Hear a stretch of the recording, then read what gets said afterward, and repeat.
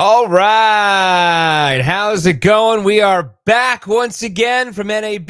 As always, Nate Mumford, Director of Sales Engineering, hanging out with you every Thursday, 11 a.m. Eastern Time for another RCS Live. Hopefully, you're all good over there, and it's time to talk about some tips and tricks today, specifically with Zetta and the flat file assignment. Of course, as you know, we have our chat open as always. Mark, how's it going? How you doing, Mark? Soon. TikTok, Mark. TikTok. And of course, we're live. Sorry. Inside jokes for RCS Live. YouTube, Facebook, Twitch, Twitter Live. We're live on all those social mediums. If you're missing one, you want to get us live on something, let us know. Of course, get some housekeeping out of the way as well. Don't forget to check out your backups. Just make sure they're working. It's been a while. Double check it. I had somebody recently also who kind of went back and realized they didn't have any backups. They never take any backups. There was no jobs for backups or data exchanges. So just a reminder, take some backups, check your backup paths, and make sure they're working as well. Of course, as always, you can check out past videos on our archive, rcsworks.com/rcs-live. And of course, we'll be hitting the road. We're just at NAB, and it was so much fun. And coming up at the end of May, I am going to be a busy person. I'm going to be, NRB, Momentum. We're going to be at Canadian Music Week. We're going to be at Radio Days North America as well. I think I'm on the road for like 3.5 weeks, something like that. And so we'll do some fun RCS lives on the road. But of course, if you're going to be there, we have the RCS Academy on the road as well. So you can bring your database. You can talk about some new features or whatever. You can play around with Zetta.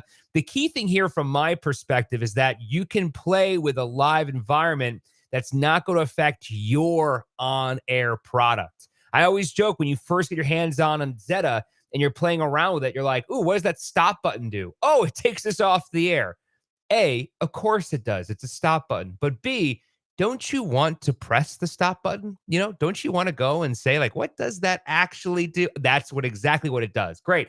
I will not do that on my live environment. So it's a fun way for you to kind of ask your questions as well as see some live real-time data and play around it too. So if you're going to be on the road at one of those conferences, reach out to myself at Mumford at rcsworks.com, or you can email marketing or your local contact, whoever it is, we'll get you in touch there. And of course, don't forget beta users for Zetta, Aquira, and GSelector. I know that Aquira was it 323.1 was just released on Monday too. So if you have Aquira, that's out there for you as well. But let's dive right into it and talk about Zetta, specifically configuration and the flat file assignments. Now, what are the flat file assignments here? Now, very simply put, if you have RCS products, we have these live integration pieces built into it. So just for a 2-second here, you have, of course, GSelector has the music log. Traffic has your commercial traffic log. That's the money. And you have Zetta, which is the brawn of the operation that sends out and plays everything in order. So what we have right now with all RCS products is live integration. So GSelector has a live log with Zetta. We share the library, metadata changes. We do live reconciliation and all of that. And that's a built-in RCS service, which is important to note because it's not like an outside middleman. It's right in the middle. It's right directly between both pieces of software. On the Aquira side, we have Aquira Sync that sends from Aquira to Zetta all of those traffic changes live instantly in real time. And of course, Zetta plays those out. But if you don't have that live integration piece, what we do is we utilize a thing called flat file assignments, right? And just very basic for today. These are simply text files that essentially allow Zetta to reference what you want to schedule. So from your third-party piece of software, be it music scheduling or traffic, we do is we say, hey, play this commercial, this commercial, this commercial, and then we essentially look at Zetta and say, okay, I'm going to play this one, then this one, then this one. Hey, Corey, what's up? I love the live feedback. And so the idea here is that we want to define how Zetta is going to look at that file. And listen, there's a lot of customization here, right? But at the end of the day, we are here to help you and guide you. This is a step that is not meant to be we let you loose and you figure out how to do this. No. This is when you call in support or we onboard you with Zetta, we ask you, hey, what do you use for X, right? What do you use for your traffic software? Oh, I use this one. Okay, great. We like to use this type of flat file assignment to then allow Zetta and that third party communicate with one another so that you can play everything in order. The biggest thing that really is going to be is this. These are kind of the things to identify in regards to Zetta and third party systems. If you're using a music scheduler that's not GSelector, that is in charge of the clock structure. Okay.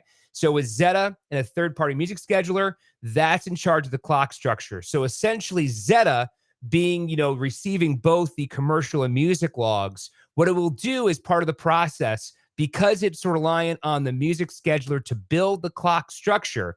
Let's just pretend for a second that you send the traffic log first, but we don't have a clock built yet, right? In that scenario, Zetta is sophisticated enough to hold on to that traffic file and wait for the clock structure to be built. Once it's built, we automatically ingest that traffic file, merge both of them, and we play them in order. It's also important to note that we don't have any type of additional middle piece of Zetta software to merge those two. That's all done within the software itself. There's no kind of extra step along the way. It's all automatic, and that's thanks to this particular window here, the flat file assignments. And you'll notice, by the way, right this line here, computer Zetta demo, that's my machine here. That's the computer that's in charge of merging everything. Again, no middle piece of software there. That's the computer that's in charge of merging everything together, right? On the flip side, if we have a music log with the clock structure sent to Zetta, but we don't have the commercial traffic log yet, we will build that day out inside of Zetta using the flat file from the music scheduler, and we will wait. Once we see that traffic file in that desired path, we will ingest it automatically, and then it's part of our schedule to play in order. If you have any questions around this, again, we have the chat open here for you as well. I'll be more than happy to elaborate on it, but for today's call, let's just kind of talk about some basics and some outline, some workflows, right? Because the biggest thing here is really with the traffic side of things. Obviously, we merge or we manipulate the log on the music side. That's relatively straightforward. But when we talk about traffic, that's the money, right? And I totally understand. I say this all the time. Zetta, we treat our spot blocks with white gloves because that's our moneymaker. We don't want to touch that. We don't want the users to be allowed to really manipulate some of these behaviors because there's money attached to them.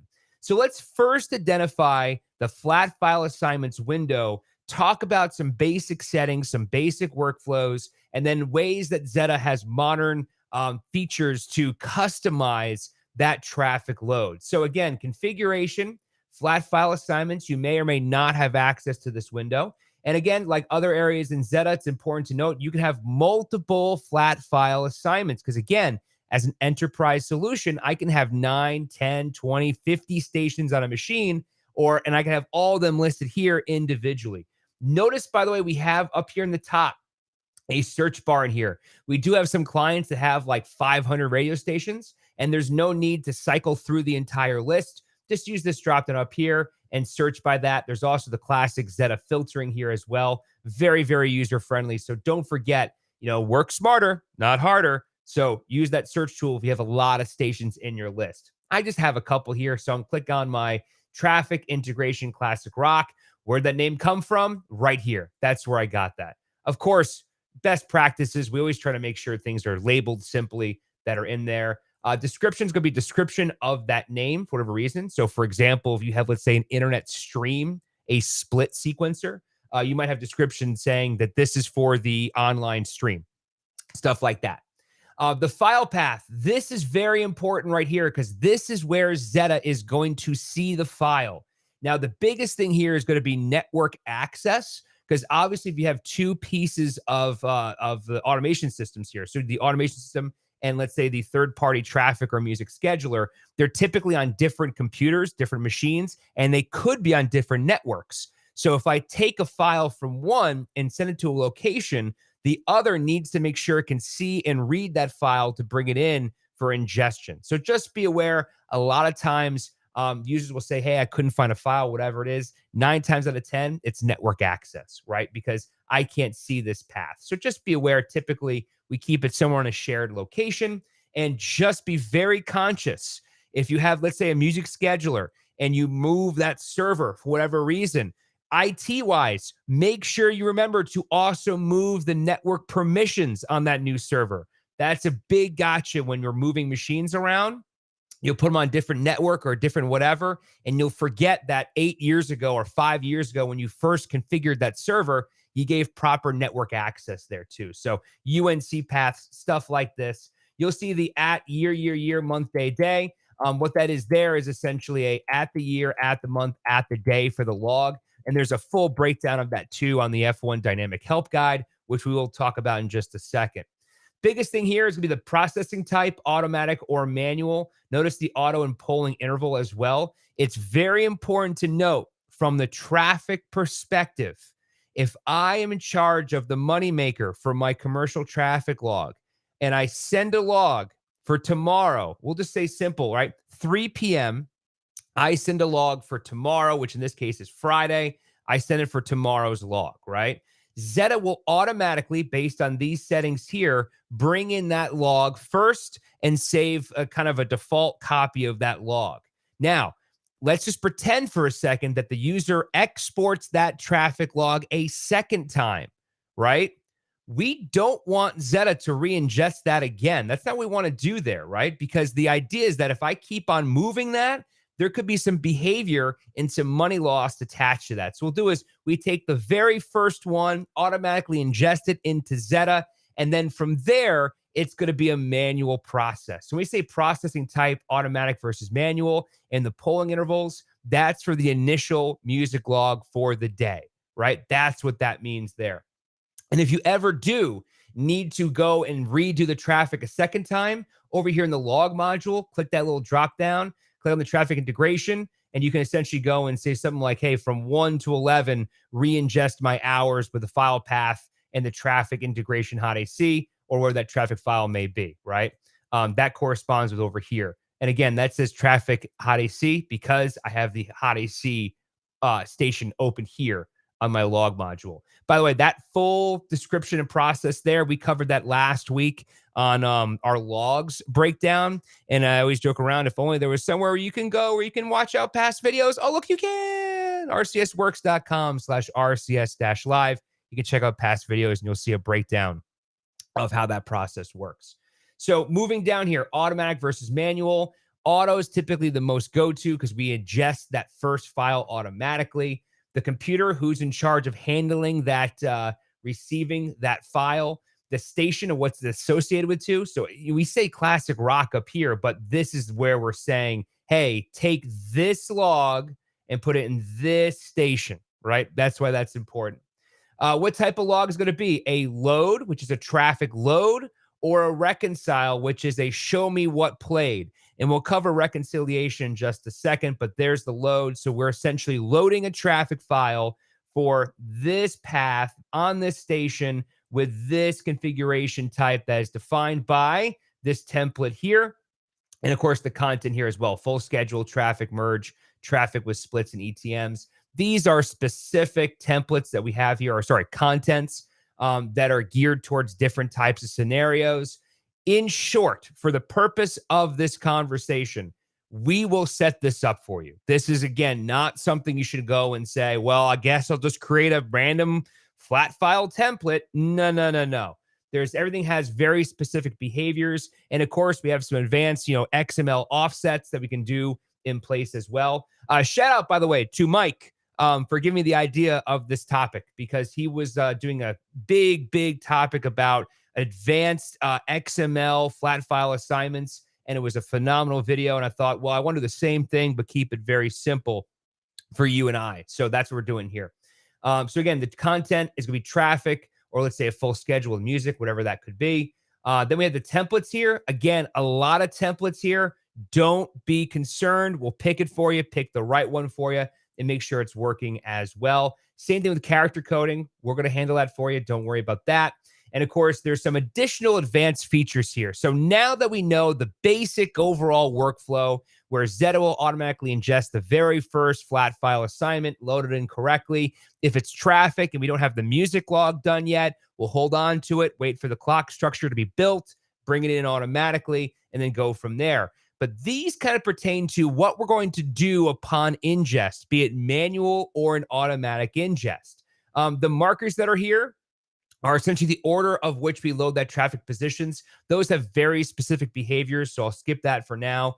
Then there's what we're going to do with the spots when we load the traffic, typically on a second load, right? So imagine it's right now 11:17 my time, and I'm going to load another music log, traffic log rather, for today. What we'll do is we'll kind of start in the very next spot block, pending on your load. So if you want to say reload the 11 o'clock hour, we'll start the next spot block after that. But typically you want to do in the next hour itself. So you'll just say, hey, I'm going to load 12 o'clock to midnight, right? For my next reload, for my next traffic log. And what this does here is what are we going to do with those spots that were already scheduled in the log? Now, do we want to delete the spots from the previous traffic log in the spot blocks, or delete all the spots in the spot blocks, right? There's some very specific behavior there. The range to delete. Do we want to delete the spots in the hours that are present in the flat file, or all files as well, right? And this really just kind of boils down to essentially an option of what do you want to do, right? And there's some specific behaviors and gotchas in there. Now, typically, I'm more a traditional person. I want to have, if I'm going to tell you to bring in a new traffic log, I want to wipe everything clean, bring in the new traffic log. That's what I care about. That's what I want to do. That's what most users want to do. But if you notice, I'm offering some options for those very advanced users with very specific workflows. Moving down the line, we have down here, create missing assets. This is extremely important. Think of the process: production director, traffic manager, music log, and traffic log, okay? So if I'm from Zetta and you give me a log, I'm going to play it out in my entirety. So let's just pretend for a second that I have a spot with the cart number 1234. I'm the traffic manager. It's an RCS spot, and I'm going to schedule it for tomorrow at 3 p.m. Boom, it's done. Now, what if I export that log at 3 p.m. and the production director has not built that spot yet, or has not loaded it into the system? Very, very, very common, especially for things like Mr. Master and AIM and all that stuff, right? You might have a last minute sale and the production elements are not in yet. And so what do I want to do when I ingest that log?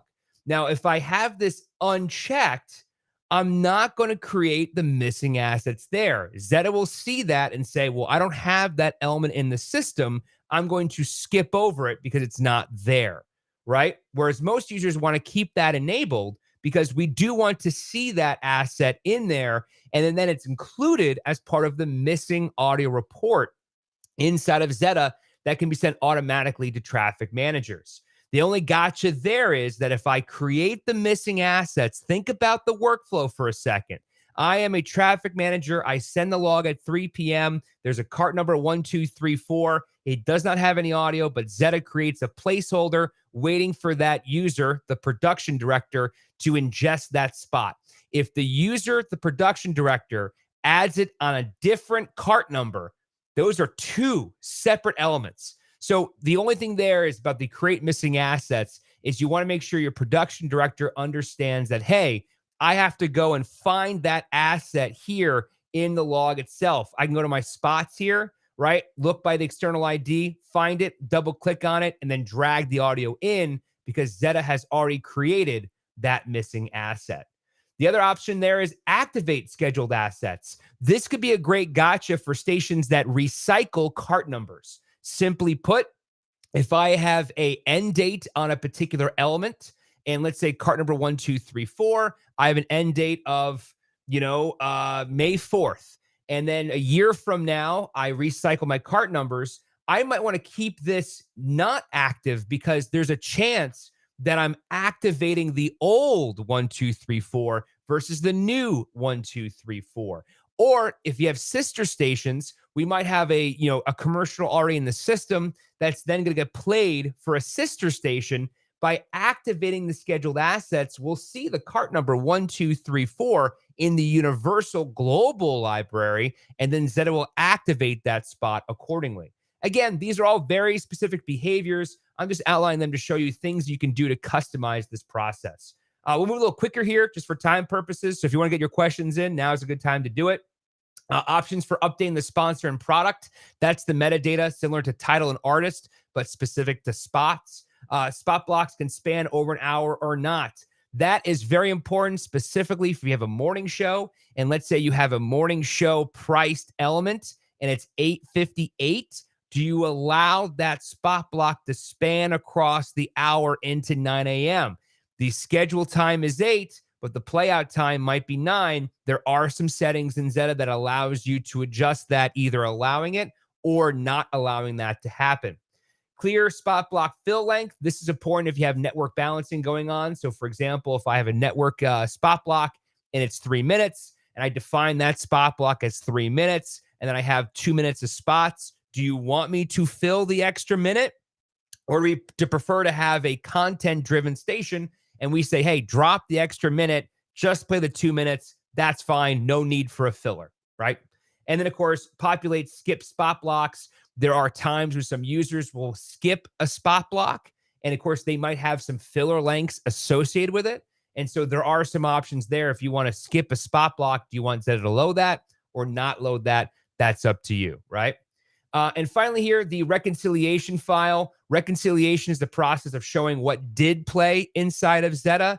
The same exact thing as a traffic load, except that Zetta is exporting the file, what was played. The biggest thing here is different file type or different file path. Then, of course, we have the processing type. The cool thing is you can always do a manual reconciliation file, but auto is pretty cool because the auto allows you to do a hourly reconciliation file. And yes, you heard that correctly. Zetta can do an hourly reconciliation file. Now, obviously, this does involve the traffic manager to then take that file and re-ingest it hourly into your traffic system. But we have a lot of traffic managers who will go at noon, halfway through the day, grab the reconciliation file, do a half reconciliation for the day, maybe fix some spots from noon till midnight, and then re-push it back again if they wanted to. So it's a really cool feature if you wanted to do that. Then, of course, just your basic computer, station, type, content, template, character coding. Those are all things, again, we designed for you in the mix. And again, the frequency hourly or daily, that's really, really cool as well. And of course, force reconciled incomplete day if not finished, 10 minutes past the day. That's just for things that carry over the end of the day and the hour and stuff like that. But once again, to summarize what the flat file assignment can do inside of Zetta. Remember, Zetta is the brawn of the operation. We take the music log and the clock structure. We take the traffic log with all the paid inventory, and we play it out in its entirety. What we want to do is take both of those automatically, the very first ones, and create the day based on those files. If traffic is sent, but music has not, we'll wait.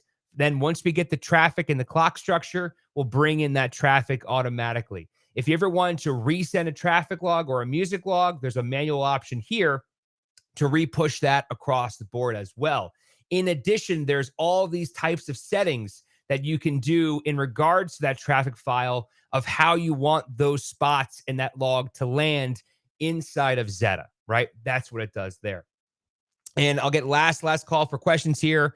And of course, if you ever have any, there's so many advanced things you can do with this flat file assignment, especially the XML offsets, that just be aware that if there's something you're trying to achieve with a flat file assignment, RCS support is only a call or email away. They'll probably have somebody else who's doing something similar, and we can help you identify that and configure it for you.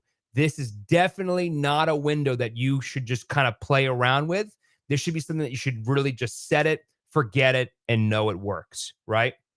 And I'll leave you this one little tidbit too as well. The way that Zetta loads their traffic log is based on timestamps and concurrent timestamps. So obviously, if I have, let's say, a 10, a 30, and a 50 spot block, and it's a 10, 11, 12, 30, 31, 32, 50, 51, 52, if Zetta sees 3 spot blocks in that hour, we will outline those 3 accordingly because I have 3 spot blocks. I see 3 breaks in the timestamp.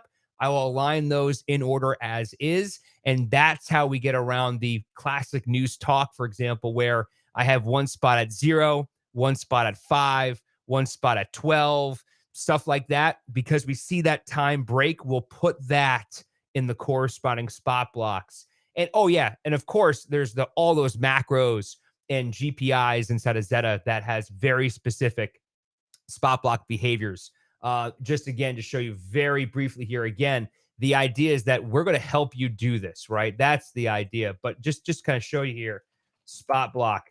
These are some of just typing in spot block. These are things you can do in regards to spot block fill categories and removing certain spot blocks and all this stuff. There's some really cool things you can do there. So again, any questions in regarding to spot blocks, flat file assignments, we are definitely here to help. Reach out to your RCS contact or RCS support, and we'll guide you in the right direction as well. So there's my time for today. I will see you next Thursday at 11 a.m. Eastern time for another RCS Live. Don't forget the archive at rcsworks.com/RCS-live. Have a great one. Bye-bye, everybody.